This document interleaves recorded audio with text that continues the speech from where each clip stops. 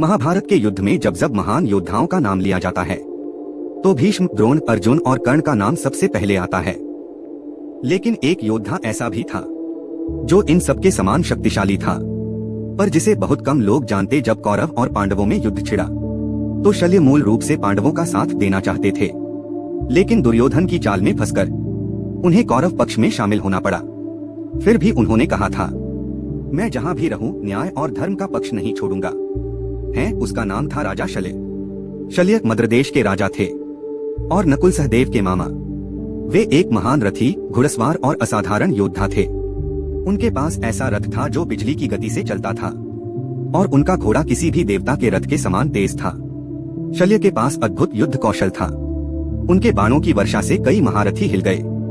वे एक साथ सैकड़ों धनुषधारी योद्धाओं से टक्कर ले सकते थे और उनका रथ चालन इतना सटीक था कि स्वयं कृष्ण और अर्जुन ने भी उसकी प्रशंसा की थी।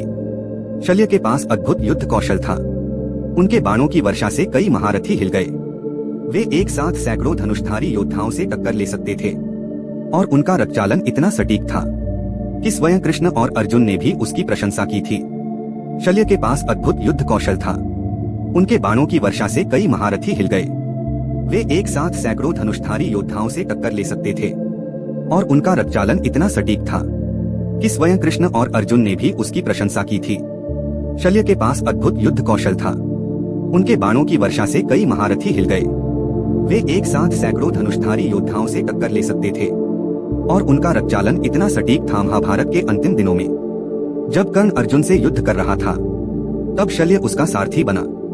उन्होंने कर्ण को बार बार चेताया, अर्जुन को हल्के में मत लो, वह इंद्र का पुत्र है और कृष्ण उसके सारथी। कर्ण की मृत्यु के बाद शल्य को कौरव सेना का सेनापति बनाया गया और उन्होंने युद्धभूमि में ऐसा पराक्रम दिखाया कि कई पांडव सैनिक उनसे भयभीत हो गए।